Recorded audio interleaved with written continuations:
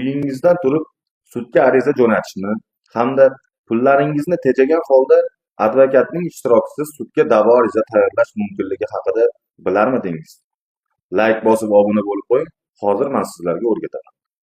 Buning uchun biz may.sud.uz saytiga kiramiz. Ushbu saytga kirganingizdan so'ng xizmatlardan foydalanish tugmasini bosamiz.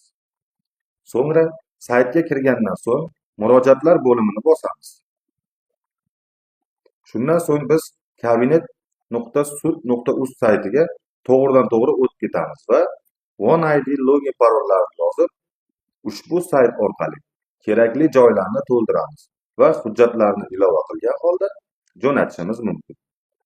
Bundan tashqari, may.sud saytiga kirganimizda namunalar tugmasini bossangiz, sud hujjatlaridan namunalar chiqadi. Ushbu namunalar orqali biz o'zimizga kerak bo'lgan ariza namunalaridan foydalanishimiz mumkin. Misol uchun biz oilaviy nizolar bo'limidan aliment undirish haqida da'vo ariza namunasini tanlaymiz. Ushbu namunadagi chiziqlar o'rniga o'zimizning kerakli bo'lgan ma'lumotlarimizni kiritish orqali sudga da'vo arizasini tayyorlashimiz mumkin.